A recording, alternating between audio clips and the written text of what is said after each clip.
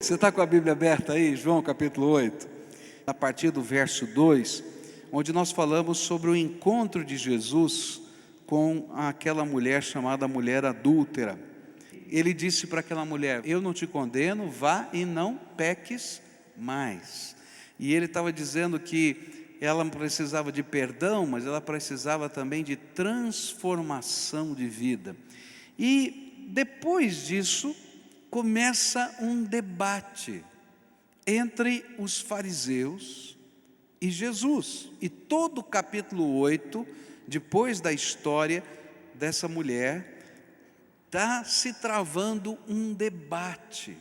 E Jesus aproveita esse debate para ensinar como nós podemos ser transformados. Como o poder de Deus transforma uma vida. Eu sei que eu sou pecador, eu sei que eu não consigo lidar com o meu pecado. Então, como é que o poder de Deus trabalha na minha vida? Versículo 12 é o primeiro deles, onde diz assim: de novo Jesus começou a falar com eles e disse: eu sou a luz do mundo, quem me segue nunca andará na escuridão, mas terá a luz da vida. Como é que Jesus transforma a nossa vida? Iluminando a nossa mente e colocando dentro do nosso coração valores que transformam o nosso coração. A segunda coisa que a gente vai aprender nesse texto com relação a como lidar com esse problema do pecado e ser liberto por ele. Jesus vai ensinar que só Ele é capaz de transformar e perdoar o nosso pecado. E isso vai aparecer no verso 24 do nosso texto, que diz assim: por isso eu disse que vocês vão morrer sem o perdão dos seus pecados. De fato morrerão sem o perdão dos seus pecados, se não crerem que eu sou quem sou. O que Jesus está dizendo é que eu vou repetir os meus pecados e eu não vou conseguir lidar com as consequências do pecado, quer sejam elas terrenas ou eternas, sozinho. E se eu quiser viver uma transformação de vida, eu vou precisar que Jesus entre na minha história, porque Ele é o único capaz de perdoar os pecados, de restaurar o meu coração, de salvar a minha vida e de me dar um novo projeto de vida. A Bíblia está dizendo para você que se você não deixar Jesus entrar aí na tua vida, se você não for iluminado pela graça de Deus, se não houver uma mudança no teu coração, que só o poder de Deus pode fazer, você vai ser que nem cachorro correndo atrás do rabo.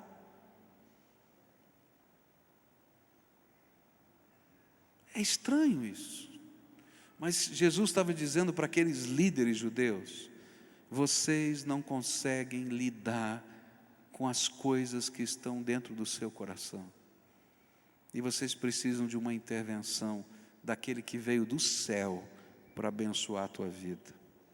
A terceira coisa que ele vai falar aqui é tremenda.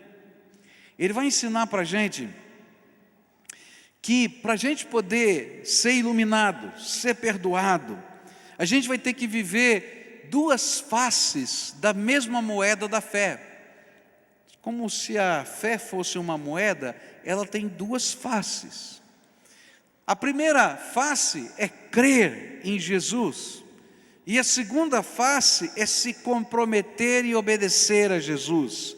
A Bíblia diz assim no verso 31, e então Jesus disse para os que creram nele: se vocês continuarem a obedecer aos meus ensinamentos, serão de fato meus discípulos. Como é que eu sou transformado? Primeiro, Jesus ilumina a minha mente.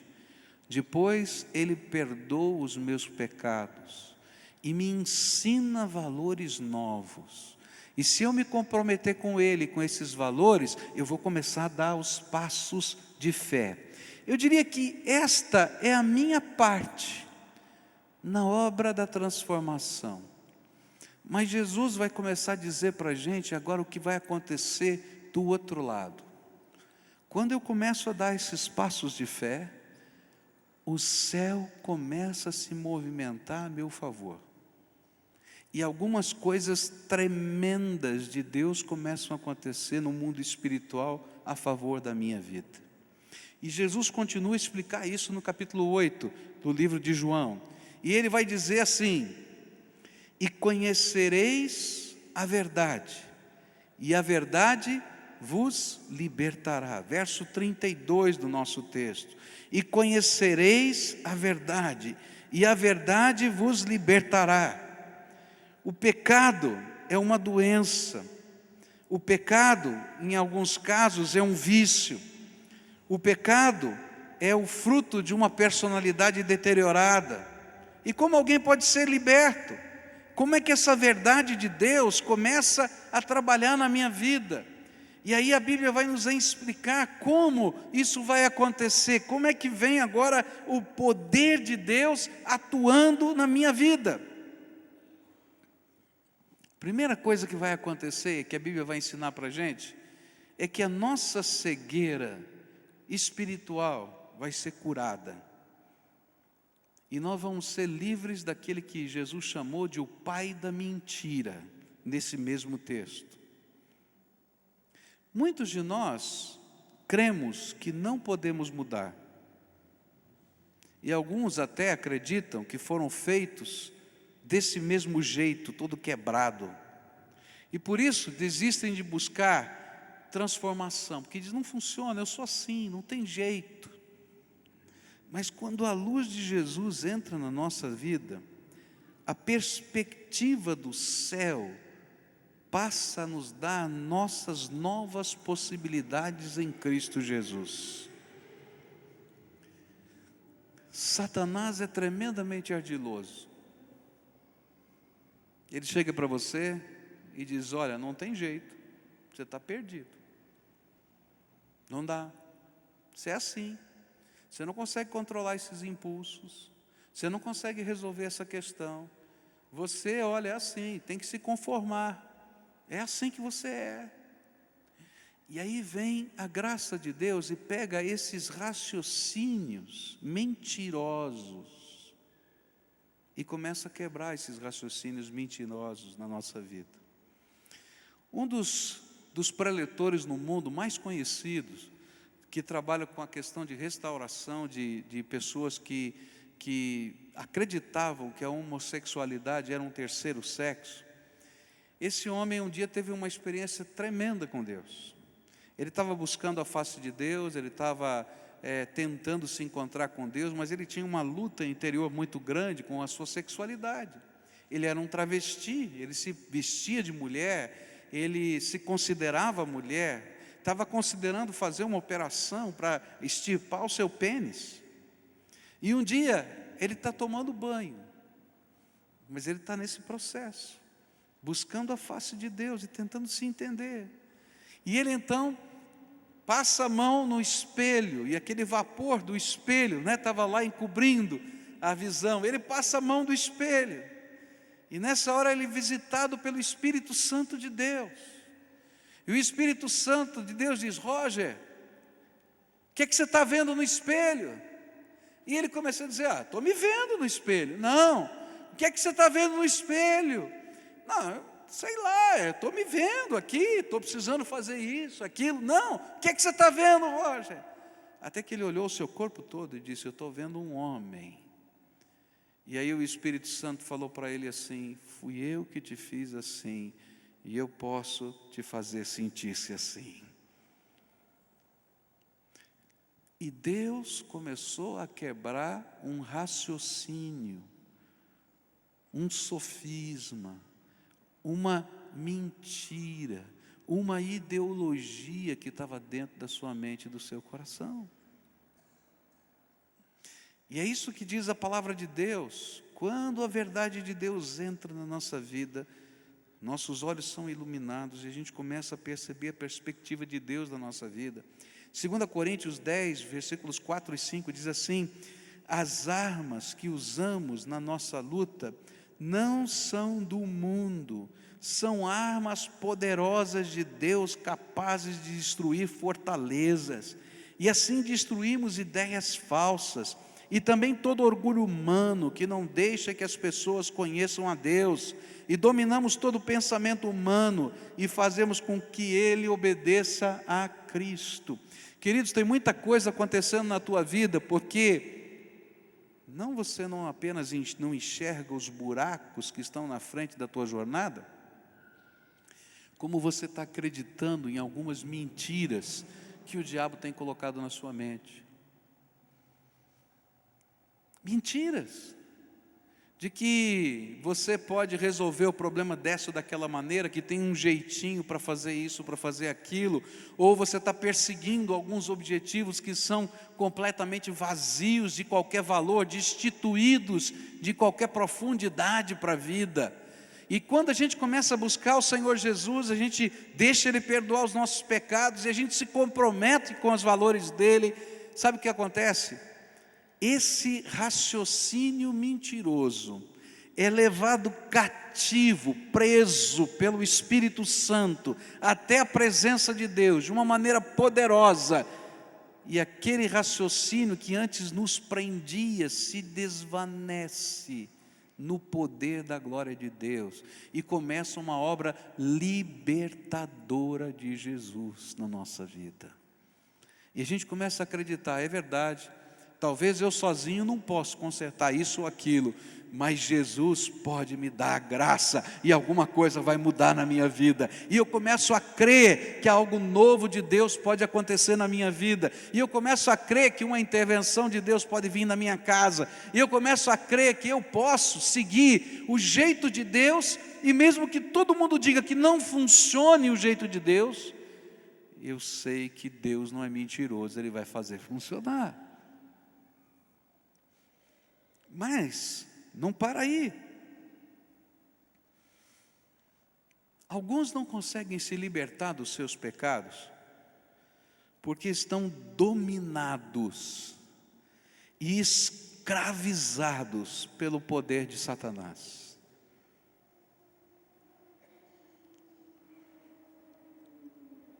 E realmente o diabo começa a trabalhar desgraça na nossa vida.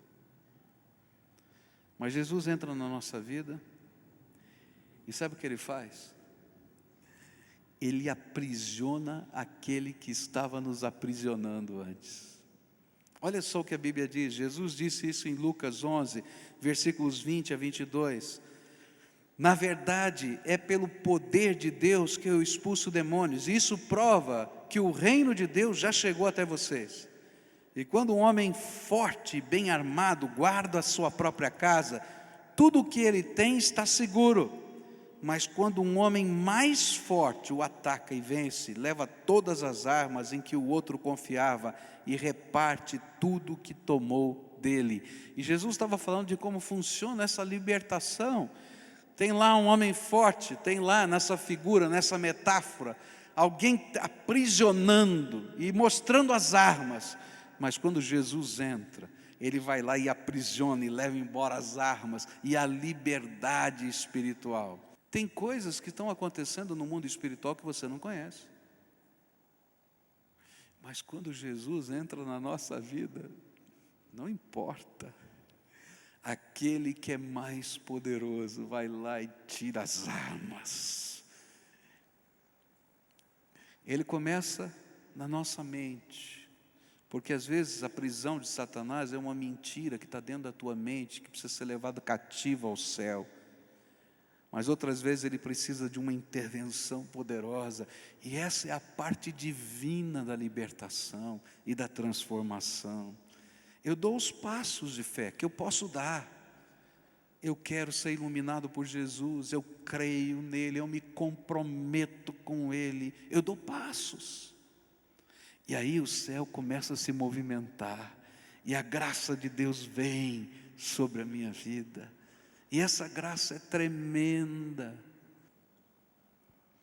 Eu não sei explicar como tudo isso acontece, eu só sei que o meu Senhor é tremendo, E Ele entra na minha vida, na minha história.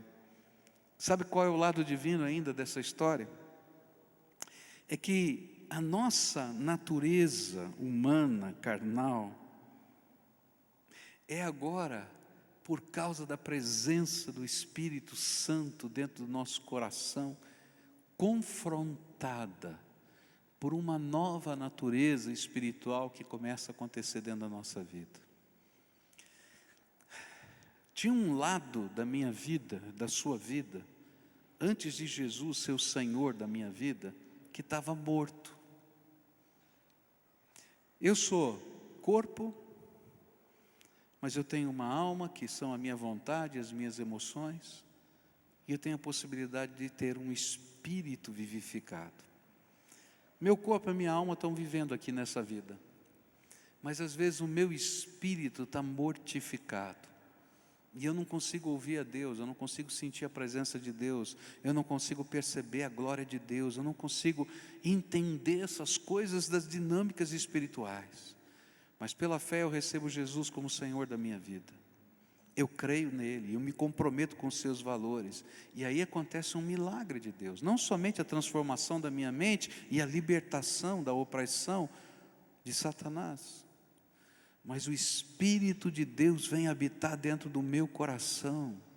E o Espírito de Deus vivifica o meu espírito. E esse espírito, ligado ao Espírito de Deus, agora representa uma nova natureza que Deus coloca em mim, que representa uma nova capacidade de viver a vida e de perceber as coisas.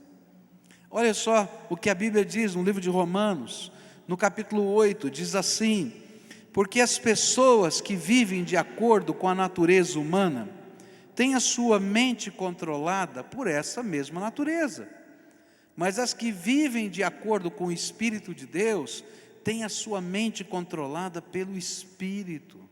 As pessoas que têm a mente controlada pela natureza humana acabarão morrendo espiritualmente, mas as que têm a mente controlada pelo Espírito de Deus terão a vida eterna e a paz. Por isso as pessoas que têm a mente controlada pela natureza humana se tornam inimigas de Deus, pois não obedecem à lei de Deus e de fato não podem obedecer a ela.